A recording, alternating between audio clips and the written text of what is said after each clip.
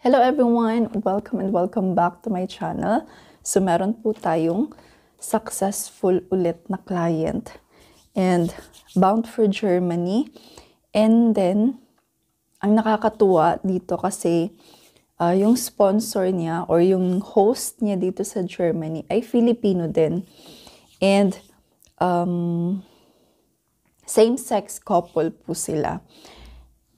Kaya naman, special din talaga to siya na case kasi ito pa lang talaga yung first client ko na Filipino din ang sponsor. So, yung sponsor niya po or yung host niya po dito sa Germany ay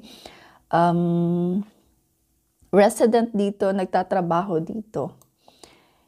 So, isi-share ko po sa inyo yung mga requirements na sinubmit niya kung bakit nga ba na-approve yung application niya. And ang nakakatuwa kasi 2 days lang talaga yung process. I mean, ang bilis. The same lang din talaga doon sa few clients ko na na-approve din dati. Sobrang bilis ng application process po ngayon sa Germany.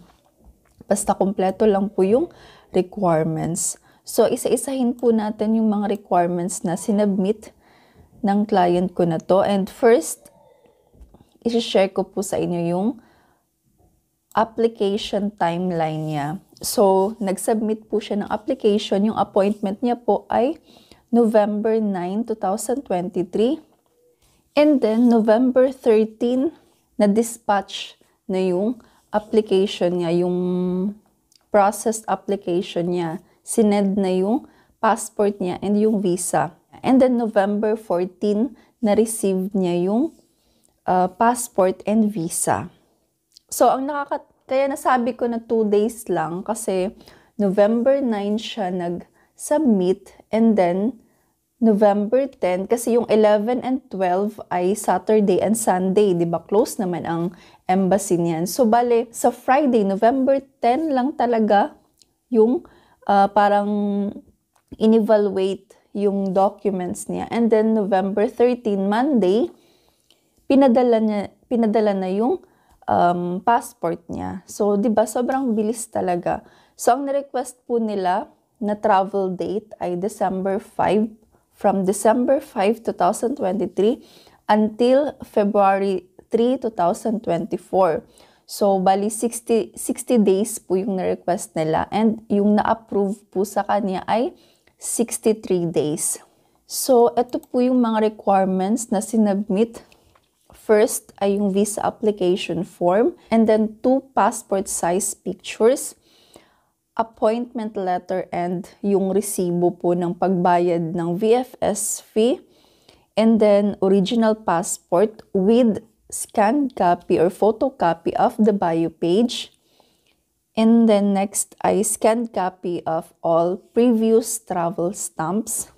So meron po siyang travel history. Pero this is her first time na nag-apply ng Schengen visa. And then next ay cover letter. So dahil nag-avail siya ng visa assistance sa akin, ako po yung gumawa ng cover letter niya. And then travel insurance with COVID-19 coverage. Round-trip ticket reservation, ako din po yung nag-provide ng ticket reservation niya or dummy ticket. And also yung day-to-day travel itinerary, ako din po yung gumawa. And then now, ito po yung proof of rootedness niya. So dahil member po siya sa isang company, hindi ko na lang po i-mention. And then, ang sinubmit niya po para sa rootedness niya ay yung membership certificate niya. And then, yung website page ng online store niya. And then, banking statements from BDO and Maya. And then, birth certificate niya, marriage certificate ng parents, medical certificate ng parents dahil may medical problem din yung parents niya. And then, yung birth certificate ng kapatid niya and medical certificate or history ng kapatid niya. And then, family pictures. And then, notarized sworn affidavit to return to the Philippines. And ito naman po yung proof of sponsorship na galing po sa Filipino girlfriend niya na nandito po sa Germany. First, I signed invitation or sponsorship letter. Ako po yung gumawa ng invitation letter nila dahil kasama po yun siya sa inclusion ng visa assistance ko.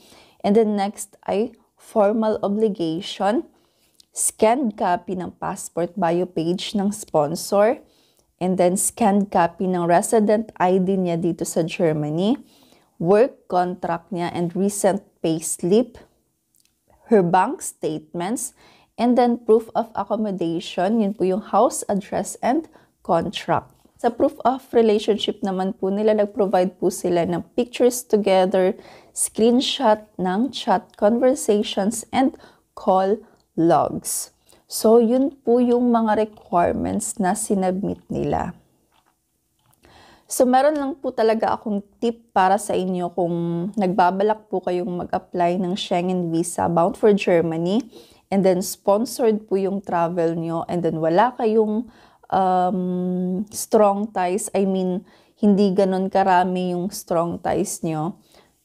For example, unemployed kayo, ganon. So, meron pa rin po talagang chance na ma-approve po yung visa application nyo. Basta, yung sponsor nyo po or yung host nyo po dito sa Germany ay meron pong, or kapag nakakuha po siya ng formal obligation or Verpflichtungserklärung. Yun po yung pinaka-importanting document talaga na mabibigyan kayo ng mataas na chance ng approval kapag meron kayong formal obligation. Pero syempre, dapat mag-provide po talaga tayo ng strong ties. So kung unemployed po tayo, mag-provide po tayo ng family ties. And for example, meron tayong mga property, so idagdag na lang po natin yun. And for example, member tayo sa mga organization sa Pilipinas, isubmit din po natin yung mga certificate natin kasi strong ties din po yun. Again, meron po akong video kung ano-ano ba yung mga strong ties na pwedeng isubmit para sa visa application. Panoorin niyo po yun para meron po kayong idea. Kasi baka meron kayong strong ties pero hindi nyo lang alam na pwede pala yun. So, panoorin nyo po yung video para madagdagan yung strong ties nyo sa Pilipinas. So, kung gusto nyo pong mag-avail ng visa assistance, i-message nyo lang po ako. Ilalagay ko po sa description yung link ng social media accounts kung saan nyo po ako pwedeng i-message. So, ang inclusion po ng visa assistance ko, ang makukuha nyo po na services sa akin kapag mag-avail po kayo ng visa assistance, first ay visa consultation call. So, meaning tatawagan ko po kayo first and pag-uusapan po natin yung application nyo, yung preparation ng application nyo, and then sasagutin ko po lahat ng katanungan nyo. And then second, bibigyan ko po kayo ng list of requirements. Ano-ano ba yung mga requirements na dapat nyong i-comply? And for example, kung meron kayong host dito sa Germany, ilalagay ko din po doon kung ano-ano yung mga requirements na dapat i-comply ng host or ng sponsor nyo. And then third, ako po yung gagawa ng cover letter nyo. Ako din po yung gagawa ng invitation letter or sponsorship letter. And then, ako din po mag-provide ng dummy ticket or flight itinerary. And then, tutulungan ko din po kayong mag-fill up ng application form. And then, ako din po yung mag-request ng appointment nyo sa VFS or sa embassy para mag-submit ng application. And then last ay final preparation assistance. So, before po yung appointment nyo, bibigyan ko po kayo ng organized list of requirements para ma-organize nyo po yung mga requirements nyo bago nyo isubmit sa VFS. Kasi para hindi rin maguluhan ang VFS na mag-check ng documents nyo. And then, bibigyan ko din po kayo ng tips for interview kapag kung sakali na tatawagan kayo ng embassy, then at least prepared kayo kung ano ba yung mga dapat nyong isagot or kung ano ba yung mga possible questions. And Also, for example, kapag na-approved yung visa nyo, bibigyan ko din po kayo ng list para sa immigration kung ano-ano ba yung mga requirements na dapat nyong ihanda and kung ano-ano ba yung mga possible questions sa Philippine immigration and sa immigration doon sa destination natin. So, yun po yung inclusion ng visa assistance ko. I think sulit na talaga yun siya. And very affordable po talaga yung price. So, i-message nyo lang po ako kung gusto nyo pong mag-avail ng visa assistance. So, hindi lang po Germany yung ina-assist ko. Nag-a-assist din po ako ng other Schengen area. And for example, nagdi-DIY lang kayo, meaning kayo lang yung nagpa-process ng visa application nyo, walang problema. Pwede rin po kayong mag-avail ng, for example, cover letter lang or invitation letter lang o di kaya kailangan nyo lang ng dummy ticket or travel insurance o kaya gusto nyong magpatulong na mag-request ng appointment or ng application form and pwede rin po yun siyang i-avail sa akin. Kahit hindi yung full na visa assistance talaga. Yung mga documents na kailangan, kung kailangan nyo ng assistance nun, pwede rin po kayong mag-avail sa akin. Walang problema. And, ayun. Kasi meron naman akong mga videos kung paano ba mag-apply ng visa bound for Germany, diba? So, pwede nyo yun siyang panoorin. And, yung mga requirements din, pinopost ko din po dito yung mga requirements na sinasubmit ng clients ko. So, pwedeng dun din kayong mag-base kung ano ba yung mga dapat nyong i-comply.